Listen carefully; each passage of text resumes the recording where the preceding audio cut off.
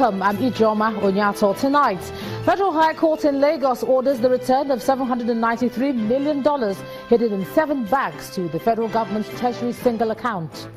The former Vice President Atiku Abubakar clarifies his position on restructuring, insists proposal is to ensure Nigeria's unity and development at local level. National Economic Council recommends new criteria for disbursement of ecological funds to states.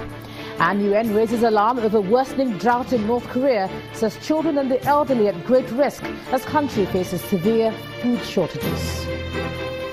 And in business news tonight, Nigeria's acting president, Professor Yemi Osinbajo, seeks transfer of 135.6 billion naira to finance critical priority projects in 2017 budget. And on sports news tonight, participating teams in the Nations Cup finals increased to 24, and the finals to now hold in the month of June.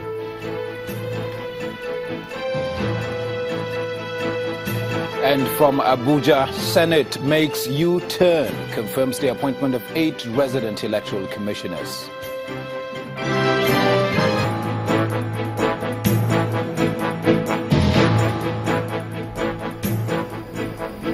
The Federal High Court in Lagos has ordered 7 commercial banks in the country to remit to the federal government a total of $793,200,000 allegedly hidden with them.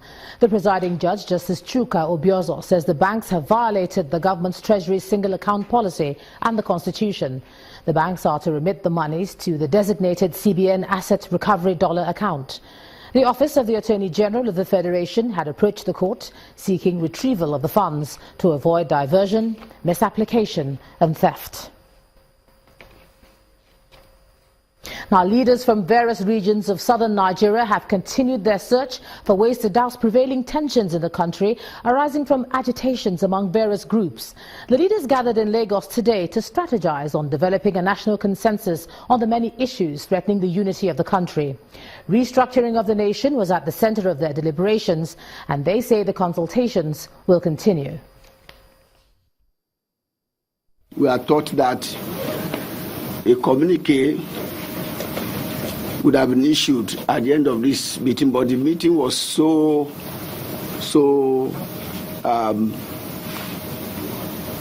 serious that we could not conclude some of the decisions on how to proceed on restructuring, and so consultation is ongoing.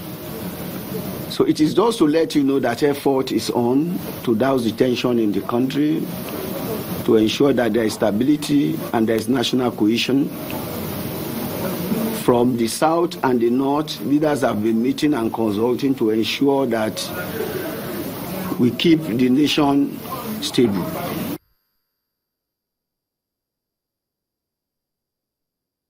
Nigeria's former Vice President Alhaji Atiku Abubakar has been explaining his position on the call for the restructuring of the country, saying he supports the move to drive change at the local level. Alhaji Atiku, who was speaking at a public lecture at the University of Nigeria, said restructuring is to activate the spirit of productivity rather than sharing. He called on every Nigerian, irrespective of party and regional affiliation, to see restructuring as the only thing that will guarantee the unity of the nation. Of Nigeria is in the house. Please receive with me. It's a gathering of academics, politicians, students and members of the Senior Staff Club of the University of Nigeria, Nsukka.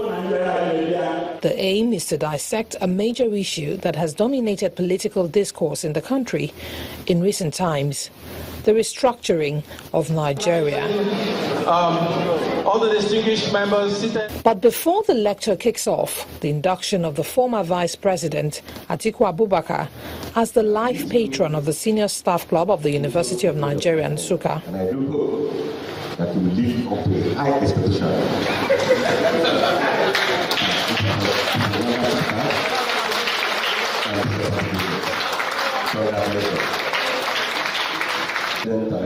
Other newly inducted members are the former governor of Akwa Ibom State, Obong Victor Atta, the former Minister of Aviation, Osita Chidoka, the President General Ohaneze Ndigbo, Chief John Wodo, the former Minister of Education, Chinwe Obaji, and Professor Val Ikechukwu, amongst others.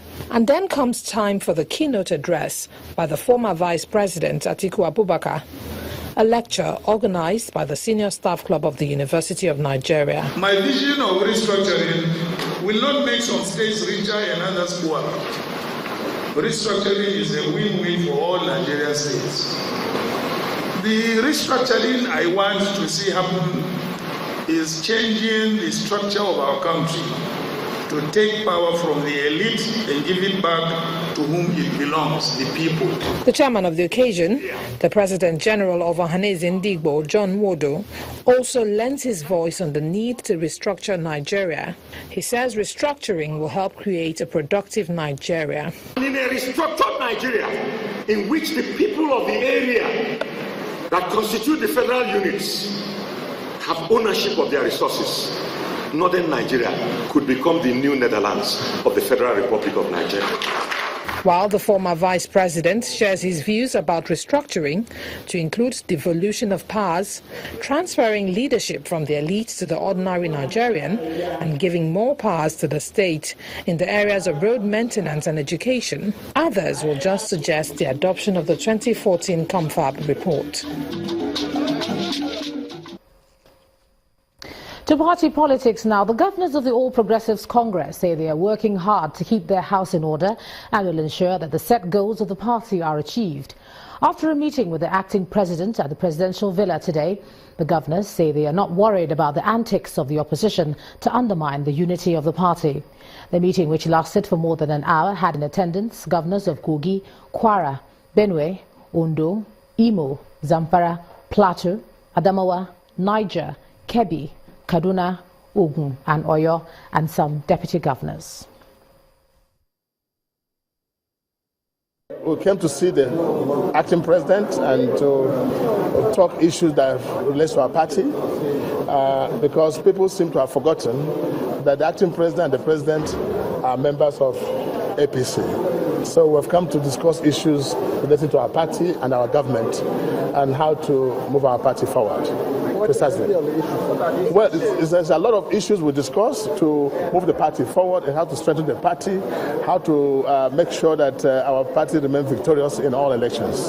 Absence of Mr. President or President or acting president, we're just putting our house in order and making sure things are in the right form before we kick off. But PDP is a non-issue, complete non-issue. We don't even care about that. We defeated them when they were in power, so what was different when we're not in power? Thank you. Meanwhile, the chairman of the People's Democratic Party's caretaker committee, Senator Ahmed Makarfi, has dissolved the Reconciliation Committee headed by the governor of Bayelsa State, Seriake Dixon. The committee was set up to resolve the leadership crisis that rocked the party before the matter was resolved by the Supreme Court last week. Senator Makarfi says the party would inaugurate a new Reconciliation and Disciplinary Committee ahead of the party's convention. After the Supreme Court judgment, I said no Victor, no Babush. I stand by that. Yes. Some say, I didn't consult them. I said, okay, I had acted on their behalf. But I did draw a line. It is a different thing after saying that any individual will continue to undermine the party. The issue of reconstruction, the Reconciliation Committee, and also putting in place a disciplinary committee in place so that the two should go together. But disciplinary is not to do with the past, it's to do with what will be happening from now onwards. Now, the challenges facing Africa may be enormous, but this is a good time to take responsibility and solve the problems. Well, that's the position of Nigeria's former president, Olusegun Obasanjo, and the co-authors of the book, Making Africa Work. They are all set to embark on a tour across West Africa to promote the work, which they consider to be a handbook for Africa's economic success. Our Johannesburg Bureau Chief Betty Dibia reports. Making Africa Work recognizes Africa's doubling population of mostly young people living in urban cities and connected to the world via mobile devices. And it's a guide to improving Africa's capacity for economic growth and job creation. There's a premium on knowing what not to do. There are lots of development plans in Africa. every 5 years, most countries create development plans. We read a lot of them in the process of writing this book. Believe me, they spend about a third of their content listing things to do or listing goals and objectives and not actually providing the how to translate ideas into action on the grounds. The 317-page book, complete with crib notes and even a song for those blessed with a shorter attention span, has received a lot of praise. But cynics say a lot still has to be said about Africa's leaders not being held to account and corruption on so many levels. We have chosen to look for, on the positive side, what are things that have worked. What are examples of success in Africa? And not only in Africa, we go as far as Singapore and across as far as Colombia, and to see and identify what has worked. It's a very interesting base for all of us to think about the current situation of Africa and its future. The English and French versions of Making Africa Work and its authors will be touring West Africa. Hopefully, policymakers and implementers will take a leaf or two and bring positive change to a fast-changing continent. From Pretoria, South Africa, Betty Dibia, Channels Television News. A new criteria for the disbursement of the Ecological Fund has been recommended to cut down on discriminatory spending and sanitize the management of the fund. The new guidelines are contained in a final report by the ad hoc committee of the Council on Ecological Fund, headed by the Governor of Kaduna State, Nasir El-Rufai. The Abuja Governor, that's the Abia State Governor, I beg your pardon, Mr. Okeze Ikbazo, told State House correspondents after the council meeting that the committee has come up with a robust governance structure. In council today also, the Committee on Ecological Fund submitted its final report and recommends a robust governance structure, stringent disbursement criteria as the way forward. The chairman of that committee, Governor El-Rufai, recommended, among other things, that a robust governance structure and stringent disbursement criteria will be required to sanitize the management of the fund going forward. In their recommendations, they prescribed that physical visitation by the Ecological Office team and the on-the-spot assessment and verification of the ecological disaster was very, very important. They also recommended that technical evaluation of the disaster by experts in disaster management was also key. There was need, according to their recommendation, for community involvement in the entire process.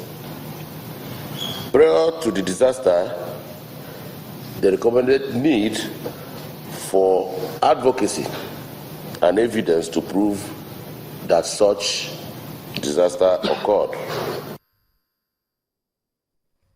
In part two, after the break, Amnesty International accuses Cameroonian security forces of brutal torture of Boko Haram terrorists.